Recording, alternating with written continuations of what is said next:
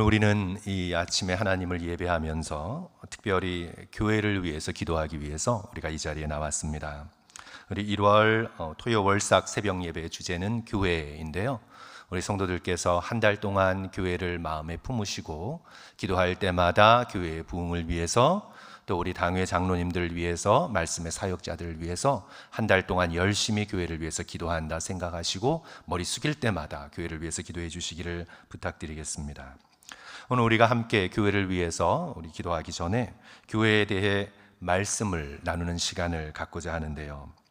오늘 이 본문 말씀은 성도와 사도 바울 자신을 위해서 중보 기도를 부탁하고 있는 말씀인데, 저는 오늘 본문을 살펴보기에 앞서서 교회에 관해서 우리 성도들과 함께 세 가지를 나누고 오늘 본문에 대해서 잠깐 말씀 나누면서 말씀을 이어가고자 합니다.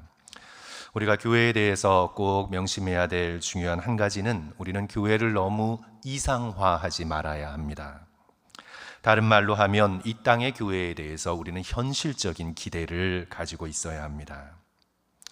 성도 여러분, 어머니를 이상화하면 어머니는 당연히 이래야 한다, 어머니는 당연히 이렇게 생각하고 행동하고 희생하고 헌신해야 된다, 어머니라는 존재를 너무 이상적으로 생각하면, 그래서 모성애를 신화화하면요, 우리는 실제 어머니를 사랑하고 존경하기가 어렵습니다. 왜냐하면 우리의 실제 어머니들은 다 약점이 있고 성품적인 결함이 있고 다 부족한 인간이기 때문입니다. 우리가 어머니를 사랑하고 존경하려면 이상에서 시작하면 안 돼요. 현실에서 시작해야 합니다. 부족하고 약점이 많은 어머니지만 그 한계 속에서 자녀를 사랑하려고 애쓴 그 희생과 헌신을 존경하고 감사해야 합니다. 결혼 생활도 이상화하면 결혼 생활이 힘들어집니다. 언제나 로맨틱해야 되고, 언제나 가슴이 두근거려야 되고, 언제나 사랑이 느껴져야 되고, 항상 웃음이 있어야 되고. 그러나 성도 여러분, 실제 우리의 결혼 생활은 어떻습니까? 결혼 생활의 거의 대부분의 많은 부분은 현실적인 것입니다. 함께 살다 보면 인간적인 죄가 다 드러납니다. 인격적인 결함이 전부 눈에 들어옵니다. 연애할 때는 천사인 줄 알았는데 같이 살아보면 그저 죄 많은 한 인간뿐임을 우리는 모두 다 경험하게 됩니다. 교회도 마찬가지입니다. 아직 우리는 죄 많은 인간입니다. 하나님께서 예수 그리스도 안에서 우리를 의롭게 하셨지만 우리는 여전히 우리 속에 죄를 품고 있는 죄된 인간일 뿐입니다. 아직 우리의 등에는 날개가 나지 않았습니다. 우리는 천사가 아닙니다. 구원받았으나 여전히 죄인입니다. 그래서 우리는 교회라는 이상을 사랑하는 것이 아니라 죄 많고 부족하고 실패하고 아파하나 여전히 예수 그리스도께서 당신을 내어주실 정도로 사랑한 현실의 교회를 사랑하는 것입니다. 찰스 스펄전 목사님에게 어떤 젊은이가 다닐 만한 교회를 소개해 달라고 하면서 여러 조건을 알려줘요. 잘 알려진 이야기죠. 목사님의 설교가 뛰어나야 되고, 성가대의 찬양이 아주 훌륭해야 되고, 성도들은 교양이 있고 거룩해야 되고, 사회를 위해 헌신적으로 봉사할 줄 알아야 되고 등등, 교회에 자기가 다니고 싶은 이런 교회가 있으면 알려달라고 그렇게 말을 했더니 찰스 스펄전 목사님이 그런 교회를 발견하거든 나에게 좀 알려달라고. 나는 아직까지 발견하지 못했다고. 그리고 중요한 거 한 가지, 그런 교회를 발견하거든 자네는 절대로 다니지 말게. 왜냐하면 자네가 그 교회를 다니는 순간 그 교회의 완전함은 깨어지기 때문이네. 절대 다니지 말게. 성도 여러분, 이상적인 교회는 이 현실에 존재하지 않습니다.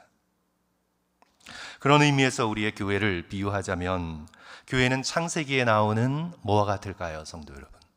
창세기에 여러 가지 나오지만 뭐와 같을까요? 노아의 방주와도 같습니다. 교회는 하나님의 도구라는 점에서 노아의 방주이지만 동시에 그 방주에는 뭐가 가득해요, 성도 여러분? 동물들이 가득해요. 동물들이 가득하면 어떻죠? 동물들의 냄새가 나고 동물들의 우물이 있고. 이 땅의 교회는 흠없이 거룩하고 교양 있고 아름다운 사람들의 모임이 아닌 죄인들의 모임입니다. 구원받은 죄인들이 함께 거하는 노아의 방주입니다. 물론 하나님께서 때가 이르면 우리를 완전하게 해주실 것입니다. 지난주 요한계시록 22장에서 우리가 살펴본 것처럼 우리를 어린 양의 신부로 준비시켜 주실 것입니다.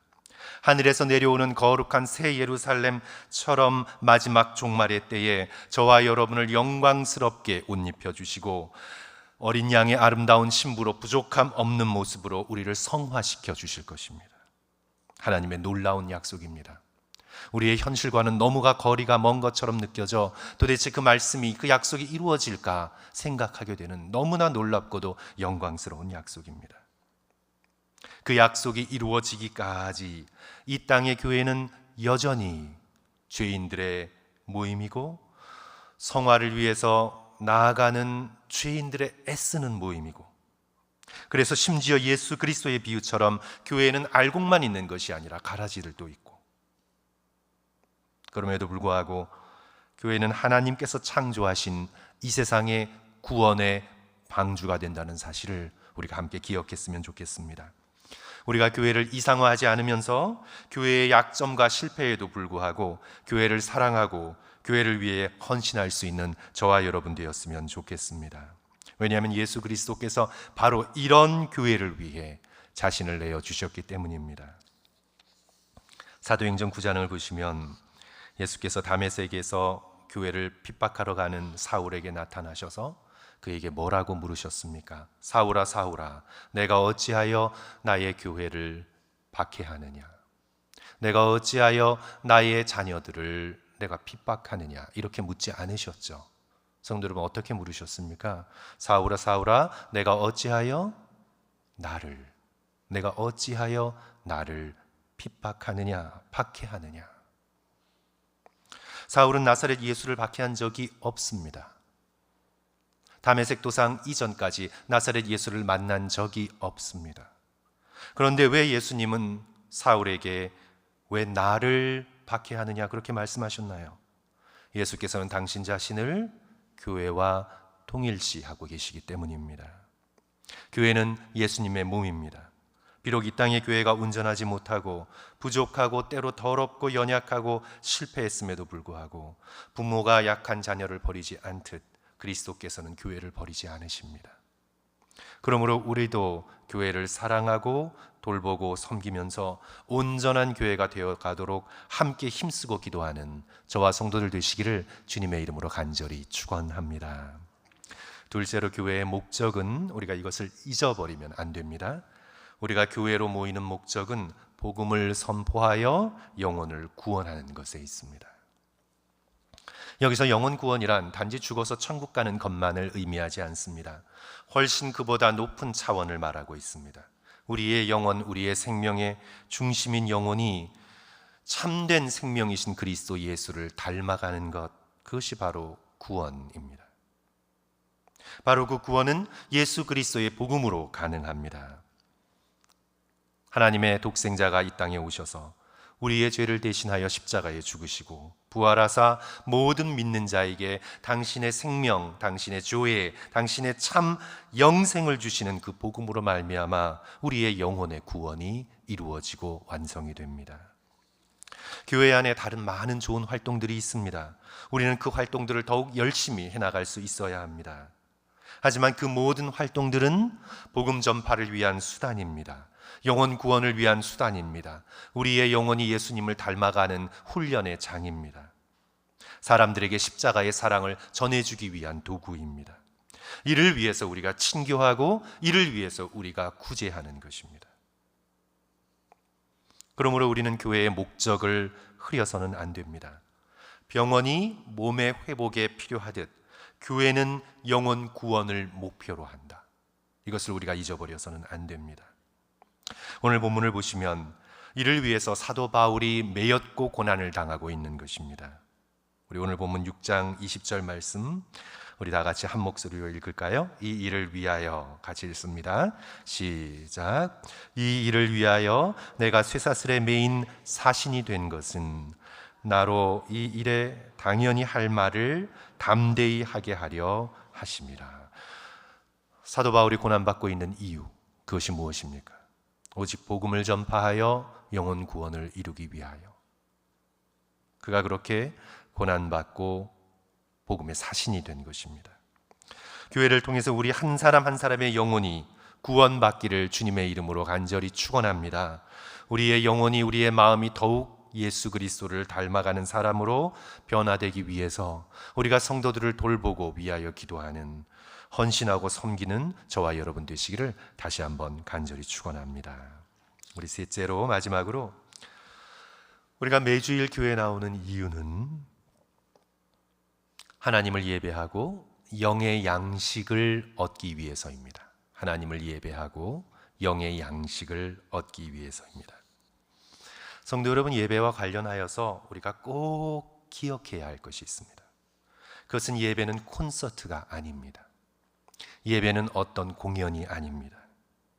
물론 공연적인 요소가 있지만 예배는 절대로 콘서트가 아니고 공연이 아닙니다. 공연은 기분과 재미를 추구하잖아요.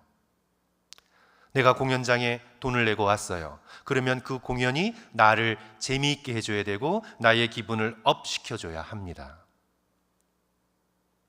그래서 공연장을 나서는 순간 기분이 좋고 기분이 업되면 공연은 잘한 것이고 그 공연장에 올 만한 가치가 있었던 것이에요. 그러나 성도 여러분, 교회의 예배는 저와 여러분의 기분을 업 시켜주고 재미있게 해주는 공연이 절대로 아닙니다. 대부분의 교회의 예배 속에 임재하는 은혜는 자신의 죄에 대한 자각에서 오는 것입니다. 내가 얼마나 큰 죄인인가를 아프게 깨닫는 순간 참된 은혜가 우리 가운데 임하는 것입니다. 나를 기분 좋게 띄워주는 것이 아니라 나의 죄인된 현실을 보게 하고 이에 반해서 하나님의 은혜가 얼마나 큰지, 십자가의 사랑이 얼마나 놀라운지 그것을 깨닫고 감격하여 참된 회개에 이르게 하는 것이 예배의 목적입니다. 예배는 결코 저와 여러분의 재미를 위해, 저와 여러분의 기분을 위해 존재하지 않습니다.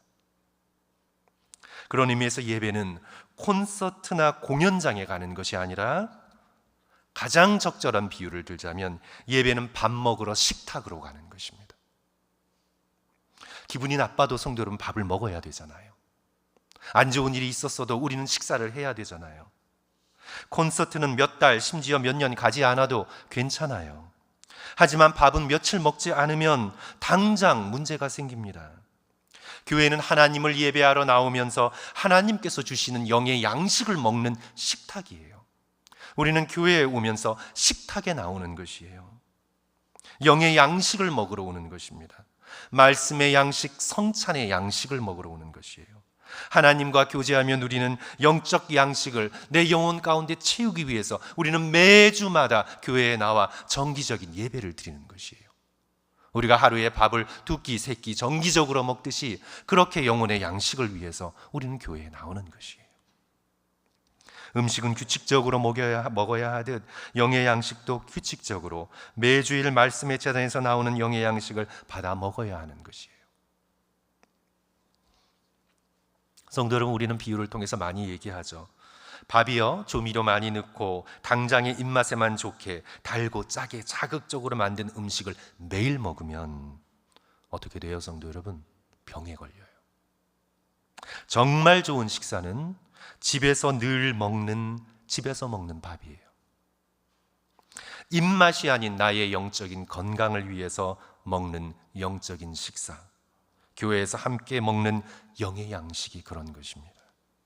재미를 추구하거나 자극적인 그 무엇을 추구하는 것이 아니라 성경의 바탕을 둔 진리의 말씀을 우리 모두가 듣고 온 마음을 다해 하나님을 높이는 찬양을 부르고 참된 감사와 회개의 기도가 있을 때 우리의 영혼은 예수 그리스도를 닮은 더욱 거룩하고 아름다운 영혼으로 변화되어 나가는 것입니다.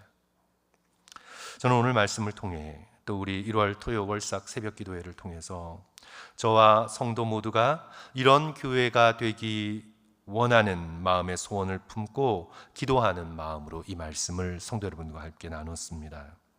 오늘 본문에서 사도 바울이 에베소 교인들에게 기도를 부탁하지요. 우리 18절 말씀 다시 한번 성도 여러분 같이 읽겠습니다. 모든 기도와 시작. 모든 기도와 간구를 하되 항상 성령 안에서 기도하고 이를 위하여 깨어 구하기를 항상 힘쓰며 여러 성도들을 위하여 구하라. 성령 안에서 기도하기를 힘쓰되 특별히 성도들을 위하여 기도하라. 성도라는 호칭 자체, saint라는 호칭 자체가 우리에게 많은 것을 알려주죠. 이 땅에 살아가는 저와 여러분이 세상을 닮지 않고 그리스도를 닮은 거룩한 백성으로 변화되도록 성도들을 위해서 기도하라. 성도들의 영혼 하나하나가 그리스도를 닮기를, 성도들이 예수 그리스도의 구원의 복음을 진정으로 깨닫기를, 한 영혼을 붙들고 그들을 위해 기도하는 자가 되라. 또 특별히 사도 바울이 자신을 위해 기도해 줄 것을 요청하고 있죠. 19절.